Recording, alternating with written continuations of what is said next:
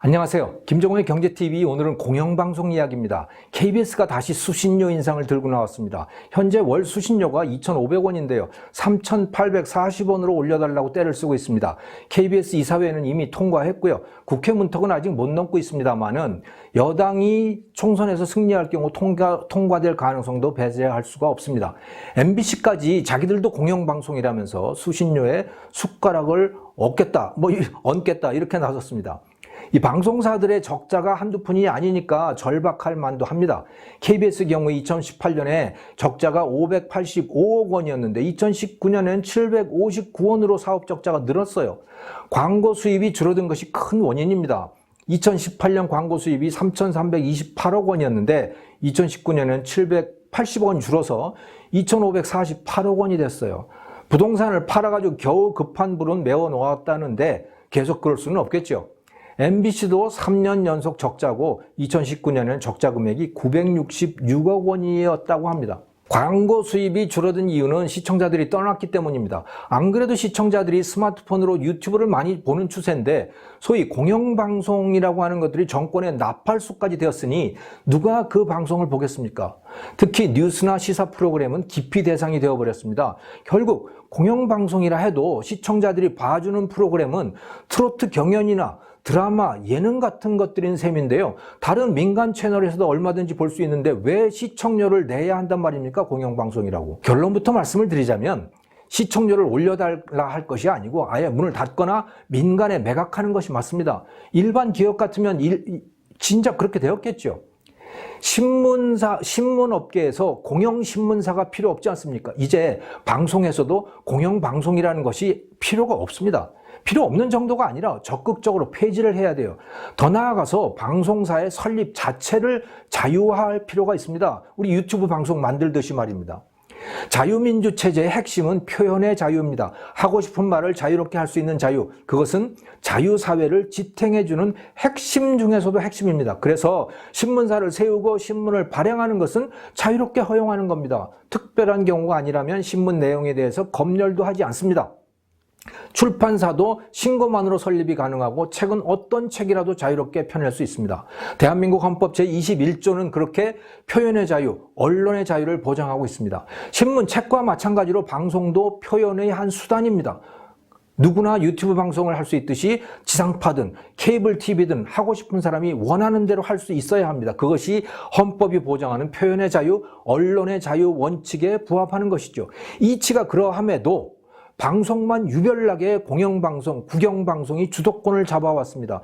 민영방송을 할 때도 정부의 허가를 받아야 돼요. 종편이니 뭐니 하면서 정부가 방송 내용까지도 통제를 합니다. 방송이 신문 출판과 달리 규제 일변도가 된 것은 옛날에 방송국을 만들기가 어려웠기 때문이었습니다. 신문이나 책은 누구든 종이에 인쇄를 해가지고 배포할 수 있으니까 막을 명분도 방법도 마땅치가 않았어요. 하지만 방송은 이 종이가 아니라 주파수라고 하는 것을 사용을 했던 것이죠. 같은 주파수 대역을 동시에 여러 명이 사용할 경우에 전파 간섭 현상이 발생을 해서 소리를 제대로 들을 수 없게 된 겁니다. 따라서 주파수 대역폭을 분할을 하고 각 대역별로 사용자를 배정할 수밖에 없었죠.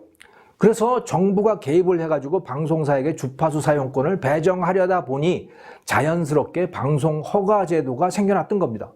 자, 거기에다가 방송은 돈이 매우 많이 드는 사업이어서 누가 하든 독점 성격이 강했어요. 그런 방송을 한두 개의 기업이 독점을 할 경우에 사회의 다양한 목소리가 반영되지 않을 수 있는 거죠. 그런 문제를 해결하기 위해서 정부가 직접 방송사를 만들어서 사회 구성원들의 다양한 목소리를 반영을 하겠다라고 만든 것이 공영방송입니다. 1920년 영국에서 최초의 공영방송 BBC가 태어난 배경이 바로 그랬습니다. 영국의 공영방송 시스템을 영연방 국가들이 채택을 했고 또 일본의 NHK처럼 다른 나라들로도 퍼져나가게 됐던 거죠. 한국의 KBS는 일제 식민지 시기인 1927년에 국영으로 생겨났는데 1973년에 공사 형태로 바꿨다고 합니다. 자, 하지만 이제 세상이 달라졌어요. 공영신문사가 필요 없잖아요. 정말 난센스 아닙니까? 신문사를 공영으로 한다는 것이. 공영방송도 존재할 이유가 없습니다. BBC 이후 100년 동안 방송 환경은 그야말로 천지개벽을 했습니다.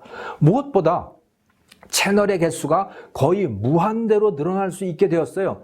디지털 TV 기술이 개발되어서 아주 좁은 주파수 대역만 가지고도 지상파 방송을 할 수 있게 된 것이죠. 디지털 TV 시대의 주파수 사용에 관한 유럽연합의 보고서라고 하는 것이 있는데요. 여기를 보면 아날로그 과거에 지금까지 방송사 하나가 사용하던 주파수 대역 하나로 8개의 디지털 TV 채널을 만들 수 있다고 밝히고 있습니다. 현재 지상파 채널이 4개인가요? 5개인가요? 4개라고 하면 그러니까 그 주파수만으로도 32개의 방송사가 생겨날 수 있다는 말인 거죠. 지상파 채널의 숫자가 거의 제약이 없어졌다는 것을 뜻하는 겁니다. 케이블 TV는 더 말할 필요도 없잖아요. 정부가 막지만 않는다면 종편 채널 같은 건 무한대로 만들어도 문제가 없습니다. 유튜브 채널은 이미 무제한으로 생겨나고 있잖아요. 채널 개설뿐만 아니고 방송 콘텐츠를 만들기도 쉬워졌습니다. 스마트폰 카메라만으로도 영상을 만들 수 있는 시대입니다. 영상 제작 노하우를 가진 젊은이들의 숫자도 정말 많아졌어요. 저 같은 이 노인네도 영상을 찍고 편집할 수 있는 세상이니까 더 말할 필요가 뭐 있습니까? 채널도 무한대, 그것을 채울 콘텐츠도 무제한, 무한대 공급될 수 있다는 것은 막지만 않는다면 온갖 다양한 목소리들이 다 표출될 수 있다는 말인 거죠. 이런 상황에서 무엇 때문에 공영방송이 필요합니까? 다양한 목소리의 방송을 허용을 하고 시청자가 알아서 골라보면 됩니다. 시청자가 원하는 방송은 흥하고 원치 않는 방송은 도태되겠죠. 그것이 헌법이 보장하는 표현의 자유 원칙에 맞습니다. 공영방송 폐지돼야 합니다. 방송의 공정성 여부는 시청자가 판단할 문제입니다. 편파적인지 아닌지 그 여부, 그것은 입장의 차이일 뿐이에요. A에게는 공정한 말도 B에게는 편파적으로 들릴 수 있습니다. 명백히 허위사실, 또 타인의 명예를 훼손한 경우, 이런 것들은 민형사상의 재판제도가 있습니다. 그걸 통해서 해결하면 됩니다. 공영방송이 폐지되어야 할 또 다른 필요성은 이념적 편향성이 만들어지기 때문입니다. 공정한 방송을 한다면서 실상은 좌파들의 놀이터로 변질되는 것, 이게 공영방송의 현실입니다. 영국의 BBC의 경우도 브렉시트 과정에서 뚜렷한 편향성을 드러냈는데요. 잘 아시듯이 브렉시트라고 하는 건 브리튼 플러스 엑시트, 즉 영국이 EU, 유럽연합을 탈퇴하는 것을 말합니다. 브렉시트 찬반 국민투표에서 찬성 52, 반대 48% 이렇게 나왔어요. 즉 이게 영국의 여론의 향배였던 겁니다. 그런데 공영방송 BBC는 명백히 브렉시트 반대 성향을 아주 분명하게 드러냈습니다. 그러니까 여론하고 달리 나간 거예요. 영국 경제문제연구소 Institute of Economic Affairs라고 하는 곳에서 보고서를 냈는데 BBC의 브렉시트 관련 토론 및 문답 프로그램의 패널 구성을 분석을 했더라고요. 거기 보니까 브렉시트 찬성 30%, 반대 60%, 나머지 10%는 뭐 중도 이쯤 됐던 것 같아요. 이것은요, 58대 42라고 하는 국민투표 결과와 상당히 다른 거죠. 30대 60이라고 하는 거죠. 보수당은 브렉시트 찬성, 노동당은 브렉시트 반대, 이런 현격한 입장의 차이를 보였거든요. 그런데 BBC는 노동당 편에 가서 선 거죠. 보수당의 이 보리스 존슨 총리, 현재 총리가 보리스 존슨 총리잖아요. 그래서 이 존슨 총리가 BBC를 Brexit Bashing Corporation, 브렉시트를 때리는 방송사, 이렇게 불렀던 거예요. 그렇게 비아냥거렸던 거죠. 그럴만 했던 겁니다. 너무 편향되게 그렇게 갔던 거죠. 자, 또 다른 조사가 또 있는데 영국의 The Campaign for Common Sense, 상식 보급 운동이라고 하는 뭐 이런 이름으로 번역될 수 있을 것 같아요. 이 시민단체가 BBC에 대해서 흥미로운 조사를 했더군요. 2020년 11월 한 달 동안에 BBC의 코미디 프로의 배역을 분석을 했어요. 근데 전체 364개의 배역이 있는데 그중에 74%인 268개가 좌파 코미디언들로 채워져 있었답니다. 우파 또는 보수로 알려진 코미디언들은 1.1% 4개 배역에 그쳤대요. 그러니까 BBC가 좌파 인사들의 아지트가 된 셈인 것이죠. 자, 그러다 보니 보수당 쪽에서는 BBC 수신료를 무력화시키려는 움직임이 본격화되었습니다. 수신료를 납부하지 않아도 벌칙을 부과할 수 없게 하자는 제안이 나왔어요. 또 영국 의회의 문화 및 방송 스포츠위원장인 줄리안 나이크 의원은 방송 선택권이 열려 있는데 시청료를 강제 징수하는 것은 이 시대착오적이다. 그러니까 BBC도 넷플릭스처럼 만들자, 희망자만 유료로 구독하는 방식으로 전환을 하자, 이렇게 제안을 했어요. 그런데 이런 상황에서 코로나가 퍼지면서 이 공영방송의 콧대가 다시 높아졌고 개혁 움직임도 수면 아래로 가라앉았다고 합니다.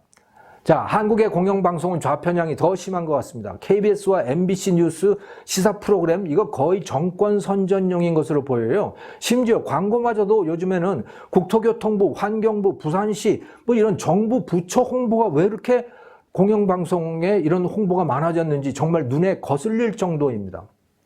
서울시 교통방송은 더합니다. 김어준의 뉴스공장인가 뭔가 하는 데서는 이 샵 원 합시다 프로젝트를 진행을 해가지고 논란이 됐는데요.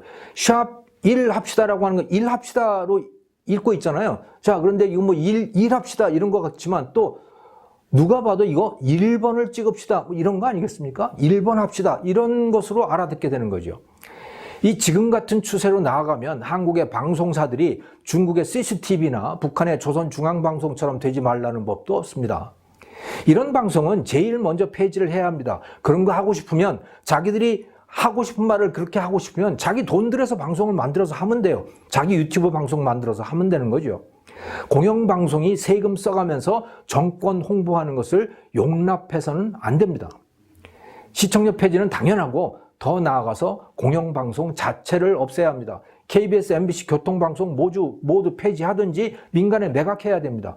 꼭 공영방송이 필요하다면 KTV, EBS 정도로 저는 충분하다고 봅니다.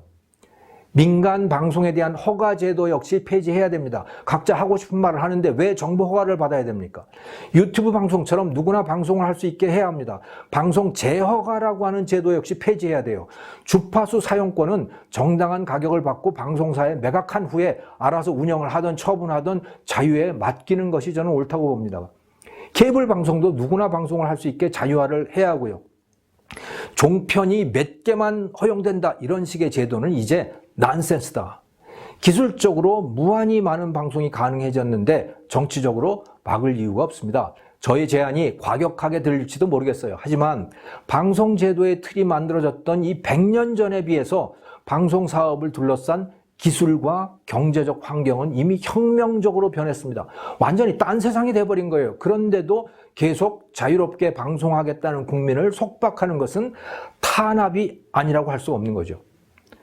시청료부터 폐지하고 공영방송 폐지를 추진하든가 또는 민영화를 추진해야 됩니다. 신문과 출판처럼 방송도 자유화해야 됩니다. 김정호의 경제TV였습니다. 감사합니다.